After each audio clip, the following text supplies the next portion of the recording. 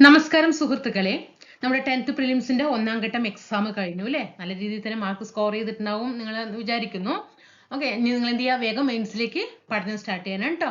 അപ്പോൾ മെയിൻസിന് പഠിക്കുന്നവർക്കും അതുപോലെ പ്രിലിംസ് എഴുതാൻ പോകുന്ന കൂട്ടുകാർക്കൊക്കെ നമുക്ക് എന്ത് ചെയ്യണം, പെട്ടെന്ന് തന്നെ നമുക്ക് SCRT ക്യാച്ച് ചെയ്യണം. 48 ക്വസ്റ്റ്യനോളം എന്താണ് നിങ്ങൾ കണ്ടിട്ടുണ്ടാവും അല്ലേ? 50 ക്വസ്റ്റ്യനോളം 80 ക്വസ്റ്റ്യനിൽ 50 ക്വസ്റ്റ്യൻ്റെ അടുത്തും SCRT ആണ് വന്നിരിക്കുന്നത്. അപ്പോൾ നമുക്ക് പെട്ടെന്ന് തന്നെ എന്ത് ചെയ്യണം, SCRT വേഗം ക്യാച്ച് ചെയ്ത് അടുത്ത എക്സാമുകാർക്കും ഇനി മെയിൻസ് എക്സാം എഴുതുന്നവർക്കും എല്ലാവർക്കും ഒരുപോലെ പ്രയോജനമുള്ള രീതിയിൽ നമുക്ക് എന്ത് ചെയ്യണം, SCRT സയൻസ് ഓൾഡ് അതുപോലെ ന്യൂ, അതുപോലെ തന്നെ SCRT സോഷ്യൽ സയൻസ് ന്യൂ ഓൾഡും, അങ്ങനെ എല്ലാ ടോപ്പിക്കുകളും നമുക്ക് എന്ത് ചെയ്യണം, IT അങ്ങനെ പോകുന്ന ടോപ്പിക്കുകളൊക്കെ നമുക്ക് അതിൽ ടേബിളുകളും ബോക്സുകളും ഇമ്പോർട്ടൻ്റ് ആയിട്ടുള്ള വിഭാഗങ്ങളൊക്കെ വരുന്നത് നമുക്ക് പെട്ടെന്ന് പഠിച്ചു പോകാം കേട്ടോ. അപ്പോൾ ഇന്ന് പറയുന്ന പോലെ സബ്സ്ക്രൈബ് ചെയ്യാതെ കാണുന്നുണ്ടെങ്കിൽ സബ്സ്ക്രൈബ് ചെയ്ത് സപ്പോർട്ട് ചെയ്യുക, ലൈക്ക് ചെയ്യുക, ഷെയർ ചെയ്യുക. കാരണം നമ്മൾ എത്രത്തോളം എന്താ പറയുക ആത്മാർത്ഥമായിട്ട് നിങ്ങൾക്ക് ഡീപ്പായിട്ട് ലെവലിൽ ക്ലാസ്സുകൾ എടുത്തു വന്നിട്ടും അത്ര എളുപ്പത്തിൽ പഠിച്ച് ഒക്കെ നമുക്ക് വ്യൂസ് കുറവാണ്. അതുകൊണ്ടാണ് നമുക്ക് എന്ത് ചെയ്യുന്നത്, ഓരോന്നിലും നമ്മൾ പിന്മാറേണ്ട ഒരു അവസ്ഥ വരുന്നത്.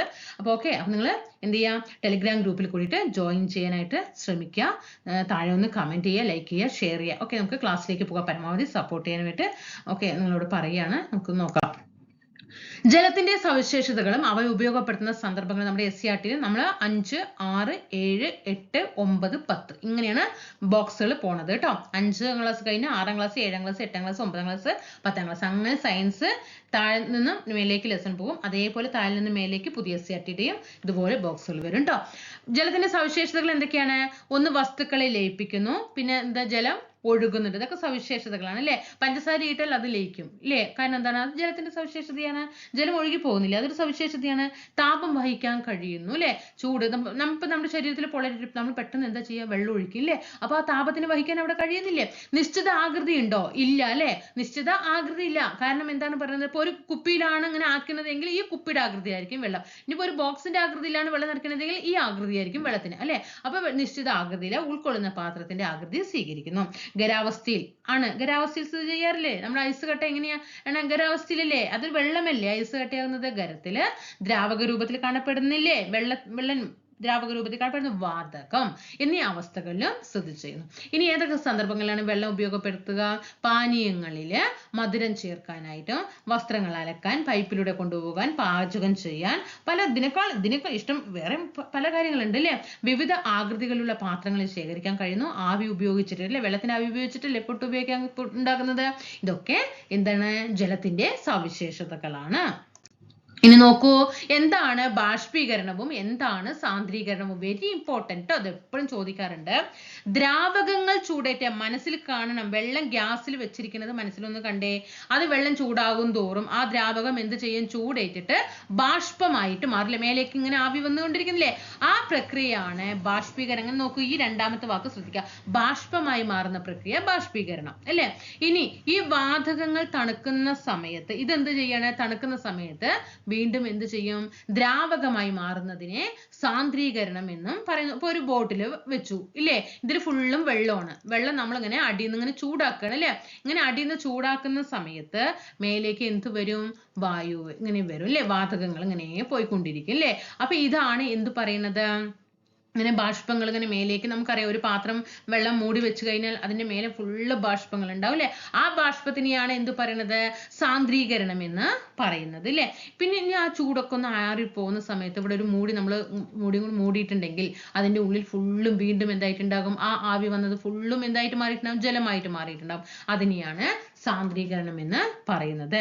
വെള്ളം നീരാവിയായിട്ട് മാറുന്നത് ബാഷ്പീകരണത്തിനും, നീരാവി വീണ്ടും വെള്ളമായിട്ട് മാറുന്നത്, വെള്ളം നീരാവി ആകുന്നത് എന്താണ്, ബാഷ്പീകരണം.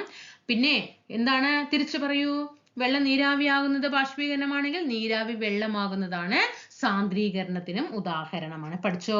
ബാഷ്പീകരണവും സാന്ദ്രീകരണവും വ്യത്യാസം മനസ്സിലാക്കണം. എക്സാം ഹാളിൽ നമുക്ക് ഇത് സാന്ദ്രീകരണമാണോ ബാഷ്പീകരണമാണോ എന്ന് കൺഫ്യൂഷൻ വരരുത്. ബാഷ്പീകരണം എന്ന് പറയുമ്പോൾ വെള്ളം നീരാവിയായിട്ട് മാറുന്നത്. അപ്പൊ വെള്ളം ദ്രാവകമാണ് അല്ലെ? വെള്ളം എന്ന് പറയുമ്പോൾ ദ്രാവകമാണ്. ദ്രാവകം ചൂടേറ്റ് ബാഷ്പമായി മാറുന്ന പ്രക്രിയ ബാഷ്പീകരണവും, ഈ ബാഷ്പമായി മാറുന്ന പ്രക്രിയ വീണ്ടും ദ്രാവകമായി മാറുന്നതാണ് എന്ത്, സാന്ദ്രീകരണവും എന്ന് പറയുന്നത്. ഇനി ഇനി നോക്കൂ, ജലസംരക്ഷണത്തിനുള്ള മാർഗങ്ങൾ ഇതേപോലെ മഴക്കുഴി കുഴിച്ചിട്ട് നമുക്ക് ചെയ്യാം അല്ലേ? എന്ത് ചെയ്യാം? വെള്ളം സംഭരിക്കാം. കയ്യാലകൾ കെട്ടുന്നത് കണ്ടോ? കല്ലുകൾ കെട്ടിയിട്ട് കയ്യാലകള്, തട്ടുകളാക്കിയിട്ടുള്ള ചരിഞ്ഞ ഭൂമി, ഇങ്ങനെ തട്ടായിട്ട് കൃഷി ചെയ്യുമ്പോൾ ഇതിന്റെ ഉള്ളിലൊക്കെ എന്താണ്? വെള്ളങ്ങള് കെട്ടി നിൽക്കും. അപ്പൊ ഇതിപ്പോ കൃഷിയാണ് അല്ലെ? ഇത് കൃഷിയാണ്. ഇപ്പൊ ഇതിന്റെ താഴെ എന്താണ്? വെള്ളം കെട്ടി നിൽക്കണം. അപ്പൊ ഇതിൽ നിന്നുള്ള ഉറവ എന്ത് ചെയ്യും? ഈ കൃഷിയിലേക്ക് ഇതാക്കും. അപ്പൊ തട്ടുകളാക്കിയിട്ടുള്ള ചരിഞ്ഞ പെരുമയും. പിന്നെ തടമെടുക്കൽ കണ്ടോ? നമ്മൾ തെങ്ങിന് ചുറ്റും എപ്പോഴും നമ്മൾ അറിയാം, ജൂൺ മാസത്തിൽ നമ്മൾ മഴ പെയ്യുന്ന സമയത്ത് തെങ്ങിന് എന്ത് ചെയ്യും? തടമെടുക്കും അല്ലെ? കാരണം എന്തിനാ തടമെടുക്കുന്നത്? വെള്ളം തെങ്ങിൽ കെട്ടി നിൽക്കാൻ വേണ്ടിയിട്ട് അല്ലെ? അപ്പൊ അങ്ങനെ ഇതൊക്കെ എന്താണ്? ജലസംരക്ഷണ മാർഗങ്ങൾക്ക് ഉദാഹരണമാണ്. മഴക്കുഴി, തട്ടുകളാക്കിയ ചരിഞ്ഞ ഭൂമി, കയ്യാല, തടമെടുക്കൽ, ഇതൊക്കെ ജലസംരക്ഷണ മാർഗങ്ങളാണ്. പഠിച്ചോ? ബാഷ്പീകരണവും സാന്ദ്രീകരണവും ഇനി തെറ്റോ? തെറ്റില്ലല്ലോ. ദ്രാവകങ്ങൾ ചൂടേറ്റ് ബാഷ്പമായി മാറുന്നത് ബാഷ്പീകരണം. ഉദാഹരണം, വെള്ളം നീരാവിയാകുന്നത്. നീരാവി വീണ്ടും വെള്ളമാകുന്നതാണ് സാന്ദ്രീകരണം. പഠിച്ചല്ലോ. നെക്സ്റ്റ് നോക്കൂ. ഓക്കെ, ഇനി മഴവെള്ളങ്ങൾ കിണറിലേക്ക് കണ്ടോ? മഴവെള്ള സംഭരണി കണ്ടോ? മഴവെള്ള സംഭരണി നോക്കി. നമ്മൾ ഇപ്രാവശ്യം ക്വസ്റ്റ്യൻ കണ്ടോ? തമിഴ്നാടാണ്. നമുക്ക് തമിഴ്നാട്ടിലെ നിങ്ങൾക്കൊക്കെ ഫാമിലീസ് ഒക്കെ നിങ്ങൾ പോയി നോക്കി കാണും. അവർക്ക് വെള്ളം മേലെ സ്റ്റോക്ക് ചെയ്ത് നിർബന്ധമാണ് അല്ലേ? നമ്മളൊക്കെ എന്ത് ചെയ്യും? ആ മഴ വീണു പോട്ടെ എന്ന് പറഞ്ഞിട്ട് ജസ്റ്റ് ഒരു ബക്കറ്റ് പോലും നമ്മൾ വെക്കാൻ തയ്യാറാകില്ല. കാരണം നമ്മുടെ വീട്ടിൽ കിണറുണ്ട്, പൈപ്പുകളുണ്ട് എന്നൊക്കെ പറഞ്ഞിട്ട്. പക്ഷെ അവിടെയല്ല, മഴവെള്ളം അത് അവര് ശേഖരിച്ചിരിക്കണം. അത് തമിഴ്നാട് സംസ്ഥാനമാണല്ലേ. നമുക്ക് 28-ാം തീയതി നടന്ന എക്സാമിൽ ചോദിച്ച ക്വസ്റ്റ്യൻ ആണ്. പിന്നെ മഴവെള്ളം നോക്കൂ, നേരെ കിണറിലേക്ക് വരുന്നത് കണ്ടോ? മഴവെള്ളം നേരെ കിണറിലേക്ക് വരുന്നത്. ഇതൊക്കെ എന്താണ്? ജലം സംഭരിച്ചു വെക്കാനുള്ള മാർഗങ്ങളാണ്. ഇനി സൂര്യഗ്രഹണങ്ങൾ എത്ര വിധമുണ്ട്? വിവിധ രീതികളിൽ ദൃശ്യമാകുന്നവയാണ് സൂര്യഗ്രഹണം. നോക്കിയേ, സൂര്യഗ്രഹണത്തിന്റെ ഓരോരോ രൂപങ്ങളൊന്നും നോക്കിക്കേ. 3 രീതി കണ്ടോ? പൂർണ്ണ സൂര്യഗ്രഹണം, കാരണം പൂർണ്ണമായിട്ടും ഉണ്ട് അല്ലെ? പൂർണ്ണമായിട്ടും സൂര്യഗ്രഹണം നടക്കുന്നുണ്ട് അല്ലെ? പൂർണ്ണ സൂര്യഗ്രഹണം ഇതെങ്ങനെയുണ്ട്? ഒരു വലയം പോലെ അല്ലെ? ഒരു വലയ സൂര്യഗ്രഹണമുണ്ട്. പിന്നെ ഇവിടെ ഇല്ല അല്ലെ? ഭാഗികമായിട്ടുള്ള സൂര്യഗ്രഹണം. അപ്പൊ എത്ര സൂര്യഗ്രഹണമുണ്ട്? പൂർണ്ണ സൂര്യഗ്രഹണമുണ്ട്, വലയ സൂര്യഗ്രഹണമുണ്ട്, ഭാഗിക സൂര്യഗ്രഹണവുമുണ്ട്. പഠിച്ചോടാ. പൂർണ്ണ സൂര്യഗ്രഹണം, വലയ സൂര്യഗ്രഹണം, ഭാഗികമായിട്ടുള്ള സൂര്യഗ്രഹണം. ഇനി വിത്ത് വിതരണം എങ്ങനെയൊക്കെയാണ്? കാറ്റുവഴി വിത്ത് വിതരണം നടത്തുന്നതാണ് ആര്? അപ്പൂപ്പൻ താടി അല്ലേ? നമ്മൾ സ്കൂളിലൊക്കെ പഠിക്കുമ്പോൾ അപ്പൂപ്പൻ താടി പോകുമ്പോൾ പുറമേ അവന്റെ പിന്നാലെ ഓടിപ്പോകാറുണ്ട് അല്ലേ? അപ്പൂപ്പൻ താടി എങ്ങനെയാണ്? കാറ്റുവഴിയാണ് വിത്ത് വിതരണം നടത്തുന്നത് അല്ലേ? പിന്നെ ഏതാണ്? മഹാഗണി. ഇത് പ്രീവിയസ് ക്വസ്റ്റ്യൻ ആണ് കേട്ടോ. 4 ചോദിച്ചിട്ടുണ്ട്. കാറ്റുവഴി വിത്ത് വിതരണം നടത്തുന്നത് അപ്പൂപ്പൻ താടിയും മഹാഗണിയും. പഠിച്ചോ. ജലം വഴി ഏതാണ്? തെങ്ങ്. കാരണം നമ്മൾ പുഴകളിലൊക്കെ ഒരുപാട് വെള്ളം ഒഴുക്കി കൊണ്ടുവരുന്ന സമയത്ത് തോടുകളിലൊക്കെ വെള്ളം നിറഞ്ഞു വരുമ്പോൾ ഈ തേങ്ങ ഇങ്ങനെ വന്ന് വരുന്നുണ്ടാവും അല്ലേ? ഈ തേങ്ങ വന്ന് ഏതെങ്കിലും ഒരു ഭാഗത്ത് നിൽക്കുമ്പോൾ അവിടെ തെങ്ങുണ്ടാവും ഇല്ലേ? അങ്ങനെ ജലം വഴി എന്ത് ചെയ്യുന്നുണ്ട്? തെങ്ങ് വിത്ത് വിതരണം നടത്തുന്നുണ്ട്. പിന്നെ ജന്തുക്കൾ വഴി ആൽമരം, പ്ലാവ്, പേര, അസ്ത്രപ്പുല്ല് അല്ലേ? പേര, അസ്ത്രപ്പുല്ല്. പേരയ്ക്ക പറയുമ്പോൾ നമ്മളിപ്പോ എന്തെങ്കിലുമൊക്കെ എന്താണ് മറ്റേ ഓരോരോ ജീവികൾ വന്ന് കൊത്തി തിന്നിട്ട് അതിന് വായിൽ വെച്ചിട്ട് അവിടെയെങ്കിലും പോയിട്ട് അതിന്റെ കുരു വീണില്ലേ? അപ്പൊ എന്ത് ചെയ്യും? അവിടെ അത് എന്ത് ചെയ്യും? അത് മുളയ്ക്കും അല്ലേ? അങ്ങനെയാണ് പേര ഉണ്ടാകുന്നത്. ഇനി പൊട്ടിത്തെറിച്ചിട്ടോ? വെണ്ടയും കാശിത്തുമ്പയും. കാറ്റുവഴി വിത്ത് വിതരണം നടത്തുന്നത് അപ്പൂപ്പൻ താടിയും മഹാഗണിയും. ജലം വഴി തെങ്ങ്, ജന്തുക്കൾ വഴി ആൽമരം, പ്ലാവ്, പേര, അസ്ത്രപ്പുല്ല്. പൊട്ടിത്തെറിച്ചിട്ടാണ് വെണ്ടയും കാശിത്തുമ്പയും. നോക്കൂ, കാർഷിക വിളകളും അവയുടെ ജന്മദേശങ്ങളും നോക്കാം. കൈതച്ചക്ക, മരച്ചീനി, തക്കാളി, ഉരുളക്കിഴങ്ങ്, പച്ചമുളക്, പേരയ്ക്ക, പപ്പായ, കാപ്പി ഒക്കെ അമേരിക്കയ്ക്ക് കൊടുക്കുക അല്ലെ? അപ്പൊ ഇത് 3 നിങ്ങൾ എന്ത് ചെയ്യുക? നന്നായിട്ട് ആദ്യം പഠിക്കുക. അപ്പൊ അതല്ലാത്തത് നമ്മുടെ എസ്സേർട്ടും ചോദിക്കുമ്പോൾ നമുക്ക് അമേരിക്ക കൊടുക്കാം അല്ലെ? തേയിലയുടെ ജന്മദേശം ചൈനയാണ്. കാബേജോ? യൂറോപ്പാണ്. Cabbage Europe. റബ്ബറും കശുമാവും ബ്രസീൽ. ഇത് പ്രീവിയസ് ചോദ്യമാണ് കേട്ടോ. പ്രീവിയസ് ചോദിച്ചിട്ടുണ്ട്. ഇതിൽ നിന്നും പ്രീവിയസ് ചോദിച്ചിട്ടുണ്ട്. അപ്പൊ തേയിലയുടെ ജന്മദേശം ചോദിച്ചാൽ ചൈന, കാബേജിന്റെ ജന്മദേശം യൂറോപ്പ്, റബ്ബർ, കശുമാവ്, ബ്രസീൽ. ഇത് 3 പഠിച്ചല്ലോ. പിന്നെ അമേരിക്കയിലുള്ളത് നോക്കിക്കേ. വെച്ചിട്ട് തന്നെ നോക്കിക്കേ. പച്ചമുളക്, പേരയ്ക്ക, പപ്പായ. കണ്ടോ? പച്ചമുളക്, പേരയ്ക്ക, പപ്പായ അമേരിക്കയിൽ നിന്നാണ്. കൈതച്ചക്ക, മരച്ചീനി, തക്കാളി, ഉരുളക്കിഴങ്ങ്, കാപ്പി ഇതൊക്കെയും അമേരിക്കയിലാണ് ജന്മദേശം. ഇനി ഇത് നോക്കിക്കേ, അന്ധരായിട്ടുള്ള ആളുകൾ ഉപയോഗിക്കുന്ന ഒരു വടിയാണ് ഇത് വൈറ്റ് കെയിൻ അല്ലേ. അവരെപ്പോഴും കണ്ടിട്ടുണ്ടോ, മുൻവശത്ത് നടക്കുന്ന സമയത്ത് ഇങ്ങനെ അങ്ങോട്ടും ഇങ്ങോട്ടും ഈ വടിനെ ആക്കും അല്ലേ. അതിന്റെ പേരാണ് വൈറ്റ് കെയിൻ. അന്ധരായിട്ടുള്ള ആളുകൾ അവർക്ക് സഞ്ചരിക്കാൻ ഉപയോഗിക്കുന്ന വെളുത്ത വടിയാണ് ഇത് വൈറ്റ് കെയിൻ. പ്രീവിയസ് ക്വസ്റ്റ്യൻ ആണ്, ചോദിച്ചിട്ടുണ്ട്. ഇത് ഭാരം കുറഞ്ഞ പൊള്ളയായ ഒരു, ചിലപ്പോൾ ഇങ്ങനെ ചോദിക്കുന്ന സ്റ്റേറ്റ്മെന്റ് വന്ന് ചോദിച്ചൂടെ വൈറ്റ് കെയിനെ കുറിച്ചിട്ട്, ഒരു അലുമിനിയം ദണ്ഡാണ്. അവിടെ ചെമ്പ് എന്നൊക്കെ തരും അല്ലേ, അലുമിനിയം ദണ്ഡാണ്. വടിയുടെ അടിയിൽ പിടിപ്പിച്ചിട്ടുള്ള ലോഹഭാഗം വസ്തുക്കളിൽ തട്ടി ഉണ്ടാകുന്ന ശബ്ദത്തിൽ നിന്ന് വടിയിലെ തടസ്സം തിരിച്ചറിയാനായിട്ട് കഴിയും. വൈറ്റ് കെയിൻ ഉപയോഗിക്കുന്നത് വഴി അന്ധരെ മറ്റുള്ളവർക്ക് തിരിച്ചറിയാൻ അല്ലേ, ഈ വടി ഉപയോഗിച്ചിട്ടുമ്പോൾ മറ്റുള്ളവർക്ക് മനസ്സിലാക്കാനായിട്ട് സാധിക്കും അവർ അന്ധരാണ് എന്നുള്ളത് അല്ലേ, അവരെ സഹായിക്കാനും കഴിയും. അപ്പൊ വൈറ്റ് കെയിൻ എന്താണ്, അന്ധരായ ആളുകൾക്ക് കേട്ടോ, അന്ധരായ ആളുകൾക്ക് സുരക്ഷിതമായി സഞ്ചരിക്കാൻ ഉപയോഗിക്കുന്ന വെളുത്ത ഭാരമുള്ള വടിയാണ് വൈറ്റ് കെയിൻ. അതിൽ ഉപയോഗിച്ചിരിക്കുന്നത് ഏതാണ്, അലുമിനിയം ദണ്ഡാണ്. ഇനി ബ്രെയിൻ ലിപി നോക്കൂ. അന്ധരായ ആളുകൾ എഴുതാനും വായിക്കാനും കണ്ടോ നൂലിൽ പശ ചേർത്ത് കണ്ടോ ഒരു കുത്തു പോലെ, അവർക്ക് ഈ കുത്തിൽ ടച്ച് ചെയ്യുന്ന സമയത്ത് തന്നെ അത് ഏത് അക്ഷരമാണെന്നുള്ളത് മനസ്സിലാക്കാനായിട്ട് സാധിക്കും. അന്ധരായ ആളുകൾ എഴുതാനും വായിക്കാനും ഉപയോഗിക്കുന്ന ലിപി സമ്പ്രദായമാണിത്. കട്ടിയുള്ള കടലാസിൽ തൊട്ടറിയാൻ കഴിയുന്ന വിധം ഉയർന്നു നിൽക്കുന്ന കുത്തുകൾ വഴിയാണ് അക്ഷരങ്ങൾ ഈ രീതിയിൽ രേഖപ്പെടുത്തിയിരിക്കുന്നത്. ലൂയിസ് ബ്രെയിലാണ് ഈ രീതി വികസിപ്പിച്ചത്. അപ്പൊ അന്ധരായ ആളുകൾ എഴുതാനും വായിക്കാനും ഉപയോഗിക്കുന്ന ലിപി ഏത് എന്ന് ചോദിച്ചാൽ അത് ബ്രെയിൻ ലിപിയാണ്. ഏതാണ്, ബ്രെയിൻ ലിപി. മറക്കരുത് കേട്ടോ, ബ്രെയിൻ ലിപിയാണ്. ഇത് കണ്ടുപിടിച്ചത് ആരാണ്, ലൂയിസ് ബ്രെയിലാണ്. ലൂയിസ് ബ്രെയിൽ കേട്ടോ, മറക്കരുത്. അപ്പൊ വൈറ്റ് കെയിനും ബ്രെയിൻ ലിപിയും അന്ധരായ ആളുകൾക്ക് വേണ്ടിയിട്ടാണെന്നുള്ളത് മനസ്സിലാക്കുക. വൈറ്റ് കെയിന് അവർക്ക് സഞ്ചരിക്കാൻ വേണ്ടിയിട്ടാണെങ്കിൽ അവർക്ക് എഴുതാനും വായിക്കാനും വേണ്ടിയിട്ടാണ് ബ്രെയിൻ ലിപി വികസിപ്പിച്ചെടുത്തത് ലൂയിസ് ബ്രെയിൽ എന്ന ഫ്രഞ്ചുകാരനായ ശാസ്ത്രജ്ഞനാണ്. ഫ്രഞ്ചുകാരനാണ് കേട്ടോ, ഫ്രഞ്ചുകാരനാണ്. ഇനി മരയോന്തിനെ കുറിച്ചിട്ടും മൂങ്ങയെ കുറിച്ചിട്ടും പൂച്ചയെ കുറിച്ചിട്ടും നമുക്ക് നോക്കാം. നോക്കൂ, മറ്റു ജീവികളുടേതിൽ നിന്നും വ്യത്യസ്തമാണ് മരയോന്തിന്റെ കണ്ണ്. കണ്ടോ, കണ്ണുകളെ രണ്ട് വ്യത്യസ്ത ദിശകളിലേക്ക് ചലിപ്പിച്ച് വ്യത്യസ്ത കാഴ്ചകൾ ഒരേ സമയം കാണിക്കും. ഇപ്പം രണ്ട് കണ്ണിനെയും രണ്ട് ഭാഗത്തേക്ക് ഒരേ സമയമാക്കും. നമുക്ക് രണ്ട് കണ്ണ്, നിങ്ങൾ ഒന്ന് നോക്കിക്കേ, നമ്മുടെ രണ്ട് കണ്ണും ഒരേ സമയം അങ്ങോട്ടും ഇങ്ങോട്ടും നോക്കാൻ പറ്റില്ല. നമുക്ക് രണ്ട് കണ്ണിനെയും ഒരു സൈഡിലേക്ക് ആക്കാം അല്ലെ, എന്നിട്ട് ഒരു ഭാഗത്തെ ദൃശ്യം കാണാൻ കഴിയും, മറ്റു ഭാഗത്ത് കാണണമെങ്കിൽ ഇങ്ങോട്ട് തിരിച്ചിട്ടാക്കണം. നിങ്ങൾ ചെയ്തില്ലേ, ഇപ്പോ നിങ്ങൾ ചെയ്ത് നോക്കിയില്ലേ, ചെയ്തിട്ടുണ്ടാകും. അപ്പൊ മരയോന്തിന് അങ്ങനെയല്ല, രണ്ട് കണ്ണിനെയും ഒരേ സമയം എന്ത് ചെയ്യാം, രണ്ട് ദിശകളിലേക്ക് ആക്കാനായിട്ട് സാധിക്കുകയും രണ്ട് ഭാഗത്തെയും ദൃശ്യങ്ങൾ കാണാനായിട്ട് സാധിക്കുകയും ചെയ്യും. അതേതാണ്, മരയോന്തിനാണ് കേട്ടോ. ഇനി മൂങ്ങ നോക്ക്. മൂങ്ങയ്ക്ക് തലയുടെ നേരെ മുൻഭാഗത്തായിട്ട് വലിയ രണ്ട് കണ്ണുകളുണ്ട്. തലയുടെ നേരെ മുൻഭാഗത്തായിട്ട് കണ്ട് തല പിറകോട്ട് തിരിച്ച് പിറകിലെ കാഴ്ചകൾ കാണാൻ കഴിയും. നമുക്ക് ബാക്കിൽ കാണണമെങ്കിൽ നമ്മൾ മൊത്തം തിരിയണം അല്ലേ, അവയ്ക്ക് അവിടെ ഇരുന്നും കൊണ്ട് തല മാത്രം ഒരൊറ്റ തിരിച്ചാൽ മതി ഇല്ലേ. അപ്പൊ എന്ത് ചെയ്യും, ബാക്കിത്തെയും കാണാൻ കഴിയും. നമ്മളാണെങ്കിലോ മൊത്തം നമ്മുടെ ശരീരഭാഗം കൊണ്ട് തിരിക്കണം അല്ലേ. പിന്നെയോ പൂച്ചയുടെ കണ്ണിലെ കൃഷ്ണമണി പകൽ വെളിച്ചത്തിൽ ചുരുങ്ങിയതും രാത്രിയിൽ പരമാവധി വികസിപ്പിച്ചും കാണപ്പെടുന്നു. നേരിയ പ്രകാശത്തെ പോലും ഉപയോഗപ്പെടുത്താനുള്ള കഴിവ് ഇവയ്ക്കുണ്ട്. അതിനാൽ മങ്ങിയ പ്രകാശത്തിലും ഇവയ്ക്ക് കാണാൻ സാധിക്കുന്നു. അപ്പൊ മങ്ങിയ പ്രകാശത്തിലും കാണാൻ സാധിക്കുന്നത് ആർക്കാണ്, പൂച്ചയ്ക്കാണ് കേട്ടോ. ഇനി പാമ്പുകൾക്ക് ബാഹ്യകർണം ഇല്ലെങ്കിലും, പ്രീവിയസ് ക്വസ്റ്റ്യൻ ആണ്, പാമ്പുകൾക്ക് ബാഹ്യകർണം ഇല്ല എന്നുള്ളത് പഠിച്ചു വെക്കുക. അവർക്ക് ആന്തരകർണമാണ് ഉള്ളത്. അവിടെ എത്തുമ്പോ, എക്സാം ഹാളിൽ എത്തുമ്പോ അവിടെ നമ്മൾ അപ്പൊ കൺഫ്യൂഷൻ അടിക്കും, ബാഹ്യമാണോ ആന്തരമാണോ എന്ന് ചിന്തിക്കും. അപ്പൊ നിങ്ങൾ ഒരൊറ്റ കാര്യം ചെയ്യാം, പാമ്പ് എഴഞ്ഞു വരുന്നത് നിലത്തിലൂടെയാണ് അല്ലേ, നമ്മൾ നടക്കുന്നത് നിലത്തിലൂടെ എന്ന് പറഞ്ഞിട്ടൊന്നുമില്ലല്ലോ, നിലത്തിലൂടെയല്ലേ. അപ്പൊ നമ്മുടെ കാലിന്റെ ശബ്ദം കേൾക്കുമ്പോ ഈ പാമ്പ് എന്ത് ചെയ്യും, അവിടെ നിന്ന് മാറും. അപ്പൊ അതിന് ആന്തരകർണം അല്ലെ, ആന്തരകർണം ഉപയോഗിച്ചിട്ടുണ്ടാണ് തറയിൽ ഉണ്ടാകുന്ന നേരിയ ചലനങ്ങൾ പോലും തിരിച്ചറിയാൻ അവയ്ക്ക് സാധിക്കുന്നത്. അതായത് പാമ്പുകൾക്ക് വായുവിലൂടെ വരുന്ന ശബ്ദം കേൾക്കാൻ കഴിയില്ല, പ്രതലങ്ങളിലൂടെ വരുന്ന ശബ്ദം തിരിച്ചറിയാൻ കഴിയുന്നു. അപ്പൊ പഠിച്ചു വെക്കണം, പാമ്പുകൾക്ക് എന്തില്ല, ബാഹ്യകർണം ഇല്ല.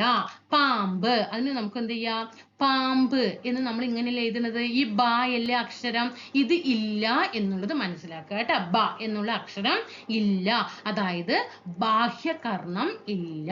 ഓക്കെ, ബാഹ്യകർണം ഞാൻ ഇങ്ങനെയാണ് ഓർക്കുന്നത്, അതുകൊണ്ടാണ് കേട്ടോ. പാമ്പ് ബ എന്ന അക്ഷരമാണ്, അപ്പൊ ബ എന്നുള്ള അക്ഷരം അതിനില്ല, ബാഹ്യകർണം ഇല്ല. ആന്തരകർണമാണ് ഉള്ളത്, ആന്തരകർണം ഉണ്ട്. അതുകൊണ്ട് വായുവിലൂടെയുള്ള ശബ്ദം കഴിയോ? ഇല്ല, തറയിലൂടെയുള്ള ശബ്ദമാണ് അതിന് കേൾക്കാൻ കഴിയുക. ഇനി ഘ്രാണശക്തിയിലെ വമ്പന്മാർ ആരൊക്കെയാണ്? സ്രാവുകളാണ് ഘ്രാണശക്തിയുടെ കാര്യത്തിൽ വമ്പന്മാർ. ആരാണ്? സ്രാവുകൾ എന്ന് പറയുമ്പോൾ നമുക്ക് എങ്ങനെ കണക്കാക്കാം? കടലിൽ നിന്ന് കണക്കാക്കാം അല്ലെ. കടലിൽ വളരെ അകലെയുള്ള രക്തം വീണാൽ പോലും മണത്തറിയാൻ ഇവയ്ക്ക് കഴിയും. മണത്തറിയാനുള്ള കഴിവ് ഏറെയുള്ള മറ്റൊരു ജീവിയാണ് നായ. അതുകൊണ്ടാണ് പോലീസ് എന്ത് ചെയ്യുന്നത്? നായയെ ഉപയോഗിക്കുന്നത് കേസ് അന്വേഷണത്തിനായിട്ട് അല്ലെ. നായകൾ അവ സഞ്ചരിക്കുന്ന വഴിയിൽ ഇടയ്ക്കിടെ മൂത്രമൊഴിക്കുന്നത് കണ്ടിട്ടില്ലേ? ഇവിടെ ഒരു നായ ഉണ്ട് കേട്ടോ, ഞങ്ങളുടെ വീട്ടിലല്ല. അപ്പൊ റോട്ടിൽ കൂടെ ഇങ്ങനെ തെരുവ് നായ്ക്കൾ ഇങ്ങനെ പോകല്ലോ. അപ്പൊ ഇവിടെ വീട്ടിൽ നടത്തുന്ന ഒരു നായുണ്ട് കേട്ടോ. അത് അവർ അയച്ചു വിടുന്ന സമയത്ത് മുൻവശത്തോട് ഇങ്ങനെ പോകും കേട്ടോ. അത് ഞങ്ങളുടെ വീട്ടിൽ നിന്ന് ഒരു 200 മീറ്ററിന് അപ്പുറമാണ് ആ നായ ഉള്ളത് കേട്ടോ. ഈ നായ അവിടെ നിന്ന് വരും കേട്ടോ. വന്നിട്ട് ഞാൻ എൻ്റെ മുറ്റത്ത് എൻ്റെ വണ്ടി നിർത്തിക്കണം, അതിൽ വന്നിട്ട് കാലം പൊക്കിയിട്ട് മൂത്രമൊഴിച്ചിട്ട് പോകും. അത് എന്നും ഒരു ശീലം. അപ്പൊ ഞാൻ ഇത് വരും കാണുമ്പോ എവിടേക്കാണ് ചോദിക്കും. അപ്പൊ എവിടേക്കാന്ന് ചോദിക്കുമ്പോ വാലാട്ടോ. എന്നിട്ട് ഞാൻ അതങ്ങോട്ട് പോയി എന്ന് കണ്ട ഞാൻ ഉള്ളിക്ക് വരും കേട്ടോ. ഉള്ളിക്ക് വന്ന് അത് അതേപടി റിട്ടേൺ വെച്ചിട്ട് എൻ്റെ വണ്ടി വന്നിട്ട് മൂത്രമൊഴിച്ചിട്ട് പോകും. അത് ആ നായ്ക്ക് എന്നും അതൊരു സ്വഭാവം. ഞാൻ ലാസ്റ്റ് എന്നിട്ട് വണ്ടി കൊണ്ട് മാറ്റി നിർത്തി അവിടെ പോകുന്നേ ഇല്ല, എന്നിട്ട് അടുത്ത് നിൽക്കുകയും ചെയ്യും. എന്നാൽ ഓടണ്ടേ ഇല്ല, വാലാട്ടിയിട്ട് സ്നേഹത്തോടെ നിൽക്കും. അപ്പൊ നമുക്ക് ദേഷ്യം വരില്ലല്ലോ. അങ്ങനെ ഒരു സാധനം ഇവിടെ ഉണ്ട് കേട്ടോ. അപ്പൊ ഇതൊന്ന് മനസ്സിലാക്കാൻ ഞാൻ ഇത് പറഞ്ഞപ്പോ ഇവിടെയുള്ളൊരു കഥ പറഞ്ഞതാണ്.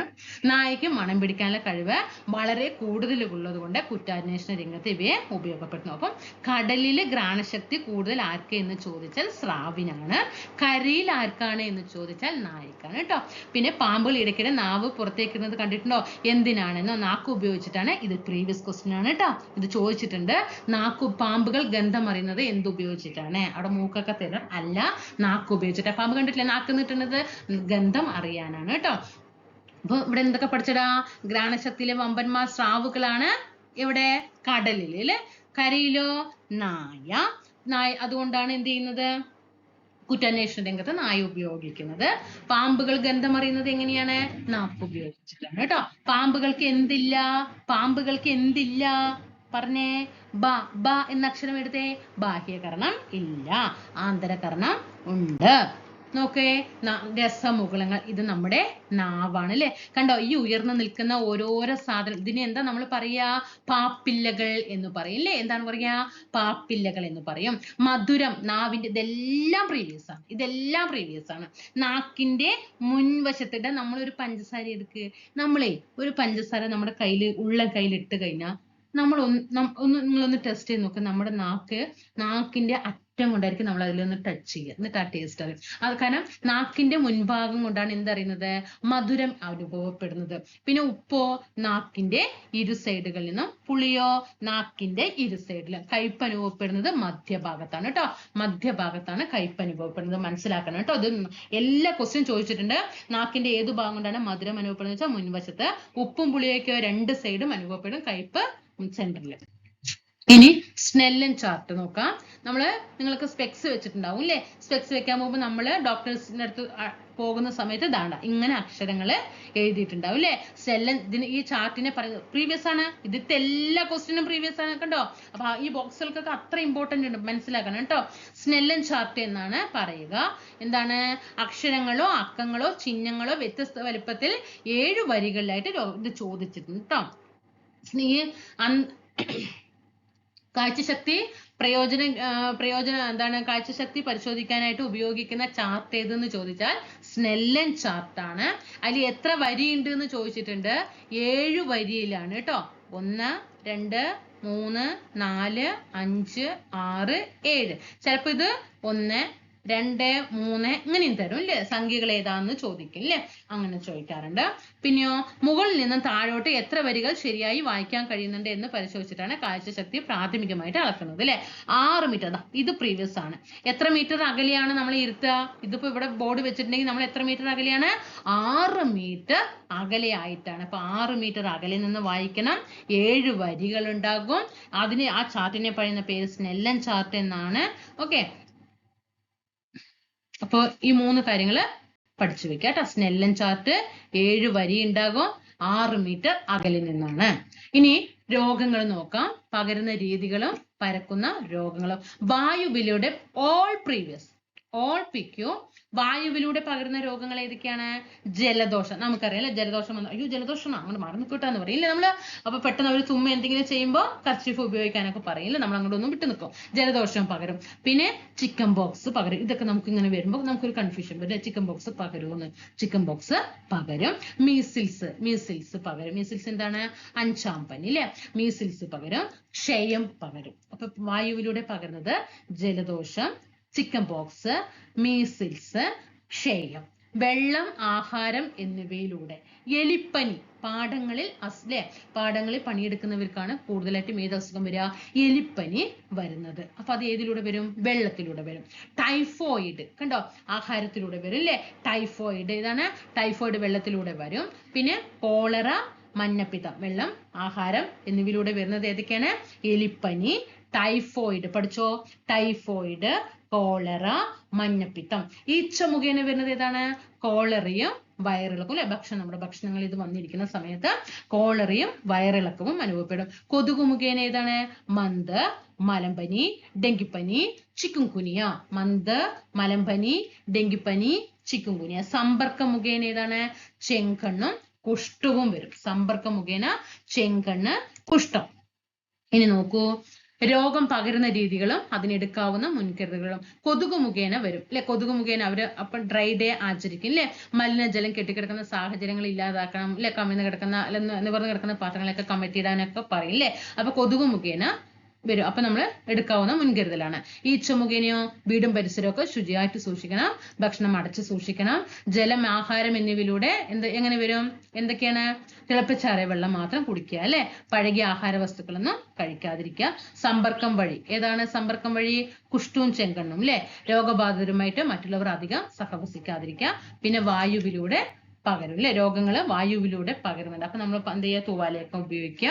പരമാവധി അവരുടെ അടുത്തേക്ക് പോകുന്നതൊക്കെ ഒഴിവാക്കാനായിട്ട് ശ്രമിക്കുക. സൂപ്പർ ബഗ് പ്രീവിയസ് ആണ്. ഇതെല്ലാം പ്രീവിയസ് ആണ്. കപ്പലുകളിൽ നിന്ന് ഉണ്ടാവുന്ന എണ്ണച്ചോർച്ച മൂലം കടൽ മലിനമാകുന്നത് മൂലം തടയാനായിട്ട് എണ്ണ ഭക്ഷിക്കുന്ന സൂപ്പർ ബഗ് എന്ന ബാക്ടീരിയകളെ ഉപയോഗപ്പെടുത്തുന്നുണ്ട്. അപ്പൊ കപ്പലുകളിൽ നിന്നും എന്താണ്? കടലില് എണ്ണച്ചോർച്ച ഉണ്ടായാൽ അത് മലിനമാകുന്നത് തടയാനായിട്ട് ഉപയോഗിക്കുന്ന ബാക്ടീരിയ ആണ് സൂപ്പർ ബഗ് ബാക്ടീരിയ. ആരാണ് ഇത് കണ്ടുപിടിച്ചത്? ആനന്ദ് മോഹൻ ചക്രബർത്തി. ആനന്ദ് മോഹൻ ചക്രബർത്തി എന്ന ഇന്ത്യൻ വംശജനാണ് കേട്ടോ. എന്ന ഇന്ത്യൻ വംശജനായ ശാസ്ത്രജ്ഞനാണ്. ഇതിങ്ങനെ തന്നാല് നമ്മൾ ഇന്ത്യൻ ആണോ? ഇന്ത്യക്കാരൊന്നും കണ്ടുപിടിക്കില്ല. വേഗം അങ്ങോട്ട് വേറെ രാജ്യക്കാർക്ക് കൊടുക്കും അല്ലെ? വീടെത്തുമ്പോഴായിരിക്കും ഇന്ത്യക്കാരനായിട്ടുണ്ടെന്ന് അറിയാം. ഇന്ത്യൻ വംശജനായ ശാസ്ത്രജ്ഞനാണ് ജനിതക എഞ്ചിനീയറിംഗിലൂടെ ഈ ബാക്ടീരിയ വികസിപ്പിച്ചത്. അപ്പൊ കപ്പലുകളിൽ നിന്നും ഉണ്ടാവുന്ന എണ്ണച്ചോർച്ച മൂലം കടൽ മലിനമാകുന്നത് തടയുന്നതിനായിട്ട് ഉപയോഗിക്കുന്ന ബാക്ടീരിയ ഏതാണ്? സൂപ്പർ ബഗ് ബാക്ടീരിയ ആണ്. അത് വികസിപ്പിച്ചത് ആരാണ്? ആനന്ദ് മോഹൻ ചക്രവർത്തിയാണ്. അദ്ദേഹം ഏത് വംശജനാണ്? ഇന്ത്യൻ വംശജനാണ്. എങ്ങനെയാണ് വികസിപ്പിച്ചത്? ജനിതക എഞ്ചിനീയറിംഗിലൂടെ. 4 പോയിന്റ് പഠിച്ചോ? ജനിതക എഞ്ചിനീയറിംഗിലൂടെ. ഇനി നോക്കൂ, ആർട്ടിഫിഷ്യൽ സാറ്റലൈറ്റ്സ്, കൃത്രിമ ഉപഗ്രഹങ്ങൾ. വിവിധ ആവശ്യങ്ങൾക്കായിട്ട് മനുഷ്യർ ബഹിരാകാശത്തേക്ക് അയക്കുന്ന ഉപകരണങ്ങൾ അടങ്ങിയ പേടകങ്ങളാണ് കൃത്രിമ ഉപഗ്രഹങ്ങൾ എന്ന് പറയുന്നത് അല്ലെ? ഇത് നോക്കിക്കോ, ഏതിനൊക്കെ കാര്യങ്ങൾക്കാണ് കൃത്രിമ ഉപഗ്രഹങ്ങൾ ഉപയോഗിക്കുന്നത്? ഭൂവിഭവങ്ങൾ, പെട്രോളിയം, ധാതു ലവണങ്ങൾ ഇതാക്കാൻ, മത്സ്യസമ്പത്ത് കണ്ടെത്താൻ, കാലാവസ്ഥാ പഠനത്തിന്, വനഭൂമികൾ, തണ്ണീർത്തടങ്ങൾ എന്നിവയെ കുറിച്ച് പഠിക്കാൻ വേണ്ടിയിട്ട്, കരസമുദ്ര വ്യോമ ഗതാഗത മാർഗനിർദ്ദേശങ്ങൾക്ക്, ബഹിരാകാശ ഗവേഷണത്തിന്, സൈനിക പ്രതിരോധ പ്രവർത്തനങ്ങൾക്ക്, വാർത്താവിനിമയം, TV, radio, mobile phone, internet, ഇതിനൊക്കെ എന്ത് ചെയ്യുന്നുണ്ട്? കൃത്രിമ ഉപഗ്രഹങ്ങൾ ഉപയോഗിക്കുന്നുണ്ട്. ഇനി എന്താണ് ബഹിരാകാശം എന്ന് നമുക്ക് നോക്കിയാലോ. വെരി വെരി ഇമ്പോർട്ടന്റ് ആണ് ഈ ഏരിയ, പഠിച്ചോളണം. 1957 ഒക്ടോബർ, ഈ മാസം ഡേറ്റ് ഒക്കെ നോക്കണം കേട്ടോ. 1957 ഒക്ടോബർ 4 സോവിയറ്റ് യൂണിയൻ വിക്ഷേപിച്ച സ്പുട്നിക് 1 ആണ് ആദ്യത്തെ കൃത്രിമ ഉപഗ്രഹം. നമ്മുടെ അപ്പൊ ആദ്യത്തെ കൃത്രിമ ഉപഗ്രഹം ഏതാണ്? സ്പുട്നിക് 1 ആണ്. ആരാണ് വികസിപ്പിച്ചത്? സോവിയറ്റ് യൂണിയൻ ആണ് വിക്ഷേപിച്ചത്. എപ്പോ? 1957 ഒക്ടോബർ 4. പഠിച്ചോ? 1957 ഒക്ടോബർ മാസം 4-ാം തീയതിയാണ് സോവിയറ്റ് യൂണിയൻ ആദ്യത്തെ കൃത്രിമ ഉപഗ്രഹമായ സ്പുട്നിക് 1 വിക്ഷേപിച്ചത്. ഇതിന്റെ വിക്ഷേപണത്തോടെയാണ് ബഹിരാകാശ യുഗം ആരംഭിക്കുന്നത്. അപ്പൊ ചോദ്യം ഒരു സ്റ്റേറ്റ്മെന്റിൽ ഇതിന്റെ വിക്ഷേപണത്തോടെയാണ് ബഹിരാകാശ യുഗം ആരംഭിക്കുന്നതാണോ എന്നൊരു സംശയം വരും. ആണ്. അന്താരാഷ്ട്ര തലത്തിൽ ഒക്ടോബർ 4 മുതൽ 10 വരെ ബഹിരാകാശ വാരമായിട്ട് ആചരിക്കുന്നു. അന്താരാഷ്ട്ര തലത്തില് ബഹിരാകാശ വാരം, അതുകൊണ്ട് ഒക്ടോബർ 4 to 10 ആണ്. 1957 ഒക്ടോബർ 4 നടന്ന സ്പുട്നിക് 1 വിക്ഷേപണത്തിന്റെയും 1959 ഒക്ടോബർ 10 നടന്ന അന്താരാഷ്ട്ര ബഹിരാകാശ സമാധാന ഉടമ്പടിയുടെയും ഓർമ്മയ്ക്കായിട്ടാണ് ഈ വാരാചരണം ആരംഭിക്കുന്നത്. ഇത് കാരണം ഒക്ടോബർ 10, ഇത് ഒക്ടോബർ 4 അല്ലെ. അപ്പൊ ഒക്ടോബർ 4 മുതൽ ഒക്ടോബർ 10 വരെ എന്ത് ചെയ്യാണ്? ബഹിരാകാശ വാരം ആചരിക്കുന്നുണ്ട്. ഇന്ത്യയുടെ ബഹിരാകാശ ഏജൻസിയായ ISRO ഓരോ വർഷവും ഈ വാരാചരണവുമായി ബന്ധപ്പെട്ട് സ്കൂൾ വിദ്യാർത്ഥികൾക്കായി വിപുലമായ മത്സരങ്ങൾ നടത്താറുണ്ട്. 1957 ഒക്ടോബർ 4 റഷ്യ, ഏതാണ്? സോവിയറ്റ് യൂണിയൻ അല്ലെ. സ്പുട്നിക് 1 എന്താണിത്? ആദ്യത്തെ കൃത്രിമ ഉപഗ്രഹം. 57 കഴിഞ്ഞു. പിന്നെ ഏതാണ്? 1959 ഒക്ടോബർ 10. എന്താണ് ഇതിന്റെ വിശേഷണം? അന്താരാഷ്ട്ര ബഹിരാകാശ സമാധാന ഉടമ്പടി. അന്താരാഷ്ട്ര ബഹിരാകാശ പ്രീവിയസ് ആണ് ബഹിരാകാശ സമാധാന ഉടമ്പടി. പഠിച്ചോളണം. 57 ഒക്ടോബർ 4 റഷ്യ സ്പുട്നിക് 1 ആദ്യത്തെ കൃത്രിമ ഉപഗ്രഹം. 1959 ഒക്ടോബർ 10 അന്താരാഷ്ട്ര ബഹിരാകാശ സമാധാന ഉടമ്പടി. അതുകൊണ്ട് തന്നെ അന്താരാഷ്ട്ര തലത്തില് ബഹിരാകാശ വാരമായി ആചരിക്കുന്നത് ഈ ഒക്ടോബർ 4 മുതൽ ഒക്ടോബർ 10 വരെയാണ്. പഠിച്ചല്ലോ. ഇന്ത്യയുടെ ബഹിരാകാശ ഏജൻസിയാണ് ISRO. ഇനി ആര്യഭട്ട, നമ്മുടെ ഇന്ത്യയിലെ ആദ്യത്തെ കൃത്രിമ ഉപഗ്രഹമാണ് ആര്യഭട്ട. 1975. അമേരിക്കയുടെ ആദ്യത്തെ ഉപഗ്രഹ വിക്ഷേപണമാണ് 1958. അമേരിക്കയുടെ ആദ്യത്തെ ഉപഗ്രഹ വിക്ഷേപണം 1958. ലൈക്ക, ആദ്യമായി ബഹിരാകാശത്തെത്തിയ ജീവി ആണ് ലൈക്ക എന്ന ആര്? നമ്മുടെ നായ. സോവിയറ്റ് യൂണിയൻ ആണ് വിക്ഷേപിച്ച് കൊണ്ടുപോയത്. 1957 പഠിച്ചോ. അപ്പൊ റഷ്യയുടെ 1957 ഒക്ടോബർ 4 ആദ്യത്തെ കൃത്രിമ ഉപഗ്രഹം ഏതാണ്? സ്പുട്നിക് 1 അല്ലെ. സ്പുട്നിക് 1. അമേരിക്ക എത്രയാക്കി? 1958. വിട്ടുകൊടുക്കാൻ പറ്റുമോ? പറ്റില്ല അല്ലെ. വിട്ട വർഷം അമേരിക്ക കൊണ്ട് ആദ്യത്തെ ഉപഗ്രഹം, കൃത്രിമ ഉപഗ്രഹം വിക്ഷേപിച്ചു. പിന്നെ നമ്മള് ഇന്ത്യ 1975 ആയപ്പോഴാണ് ആദ്യത്തെ കൃത്രിമ ഉപഗ്രഹമായ ആര്യഭട്ട വിക്ഷേപിക്കുന്നത്. 1957 നമ്മൾ പറഞ്ഞു റഷ്യ സ്പുട്നിക് വിക്ഷേപിച്ചു എന്ന് പറഞ്ഞ കൃത്രിമ ഉപഗ്രഹം അല്ലെ. അതേ വർഷം തന്നെയാണ് ലൈക്ക എന്ന നായയെയും ബഹിരാകാശത്ത് കൊണ്ടുപോയത് കേട്ടോ. ഇനി വിവിധ രാജ്യങ്ങളുടെ ബഹിരാകാശ ഏജൻസികൾ ഓർപ്പിക്കുകയാണ്. ഇന്ത്യയുടെ ഏതാണ്? ISRO. USA NASA. യൂറോപ്പിന്റെ ESA. നമ്മൾ യൂറോപ്പ് EUROP ഇങ്ങനെയല്ലേ എഴുതുക. അപ്പൊ ഈ അക്ഷരം കണ്ടോ, അതിങ്ങനെ എടുത്താൽ മതി കേട്ടോ. ESA. Japan JAXA. റഷ്യ കണ്ടോ, റഷ്യ. ചൈന CNC കണ്ടോ, ചൈന. ഇന്ത്യയുടെ ISRO, USA NASA, Europe ESA, Japan JAXA, Russia RSA, China CNC. അത് ഈ രാജ്യങ്ങളുടെ അക്ഷരങ്ങളിൽ നിന്ന് തന്നെ പഠിക്കാനായിട്ട് ശ്രമിക്കുക. കാണാപ്പാഠം പഠിക്കണ്ട കേട്ടോ. ഇനി നോക്കൂ. ഇൻസാറ്റ് ഉപഗ്രഹങ്ങൾക്ക് നോക്കുക. ഇൻസാറ്റ് ടെലിവിഷനില്, മൊബൈൽ ഫോണ്, ഇന്റർനെറ്റ് കണ്ടോ. ഇൻസാറ്റ് ഉപഗ്രഹങ്ങൾ ഏതിനൊക്കെ വേണ്ടിയിട്ടാണ്? വാർത്താ മാധ്യമങ്ങൾക്ക് വേണ്ടിയിട്ടാണ് എന്തുപയോഗിക്കുന്നത്? ഇൻസാറ്റ് ഉപഗ്രഹങ്ങൾ വിക്ഷേപിക്കുന്നത് കേട്ടോ. ടെലിവിഷനും, മൊബൈൽ ഫോണ്, ഇന്റർനെറ്റ്. ഇനി നോക്കാം. IRS ഉപഗ്രഹങ്ങൾ നോക്കിക്കേ. ഭൂവിഭവങ്ങൾ പഠിക്കാനും കാലാവസ്ഥാ പഠനത്തിനും മത്സ്യബന്ധനത്തിനുമാണ് IRS ഉപഗ്രഹങ്ങൾ. നമുക്ക് പറയാറില്ലേ നമ്മൾ IRS ശ്രേണിയിൽ പെട്ടതാണ്, ഇൻസാറ്റ് ഉപഗ്രഹങ്ങളാണ്, ഇൻസാറ്റ് 1A എന്നൊക്കെ പറഞ്ഞിട്ട് പഠിക്കാറുണ്ട്. അപ്പൊ ഇൻസാറ്റ് നമ്മൾ പറഞ്ഞു അല്ലെ, മൊബൈൽ ഫോണിനും ടെലിവിഷനും ഇതിനൊക്കെ ഇന്റർനെറ്റിനും ഒക്കെയാണ് ഇൻസാറ്റ് പറഞ്ഞത്. IRS എന്താണ്? ഭൂവിഭവങ്ങൾ പഠിക്കാനും കാലാവസ്ഥാ പഠനത്തിനും മത്സ്യബന്ധനത്തിനും. ഇനി എജുസാറ്റ് നമുക്കറിയാം വിദ്യാഭ്യാസ ആവശ്യത്തിന് വേണ്ടിയിട്ടാണ്. ഏത് പ്രീവിയസ് ആണ്? എജുസാറ്റ് ISRO വിക്ഷേപിക്കുന്നത് അല്ലെ, വിദ്യാഭ്യാസത്തിന് വേണ്ടിയിട്ടാണ്. ഏതാണ്? എജുസാറ്റ് പഠിച്ചല്ലോ. അങ്ങനെ അതുവഴി രൂപം കൊണ്ട ചാനലാണ് ഇത് വിക്ടേഴ്സ്. മനസ്സിലായോ? അപ്പൊ ഇത്രയും കാര്യങ്ങൾ ഇന്നത്തെ ക്ലാസ്സിൽ മനസ്സിലാക്കുക. അങ്ങനെ നമ്മൾ എന്ത് ചെയ്യാം, നമുക്ക് ഇതേപോലെ ഇമ്പോർട്ടന്റ് ആയിട്ടുള്ള ബോക്സുകൾ, കോളങ്ങൾ അങ്ങനെയുള്ളതൊക്കെ അങ്ങോട്ട് എടുത്തിട്ട് വേഗം പുതിയ സെറ്റ് പഴയ സെറ്റ് ഒക്കെ പെട്ടെന്ന് നമുക്ക് തീർക്കാം കേട്ടോ. നിങ്ങളുടെ സപ്പോർട്ട് പ്രതീക്ഷിക്കാന് ലൈക്ക് ചെയ്യുക, ഷെയർ ചെയ്യുക, താഴെ കമന്റ് ചെയ്യുക, ടെലിഗ്രാം ഗ്രൂപ്പിൽ ജോയിൻ ചെയ്യുക. ഇഷ്ടംപോലെ SCRT ക്ലാസ്സുകളൊക്കെ നമ്മുടെ ചാനലിൽ ഇഷ്ടംപോലെ കിടക്കുന്നുണ്ട്, ടോപ്പിക് വൈസ് ആയിട്ട് ക്ലാസ്സുകൾ കിടക്കുന്നുണ്ട്. ചാനലിലേക്ക് ആയിട്ട് പ്രയോജനപ്പെടുത്താനായിട്ട് ശ്രമിക്കാം കേട്ടോ. അടുത്ത ക്ലാസ്സിൽ കാണാം. Thank you.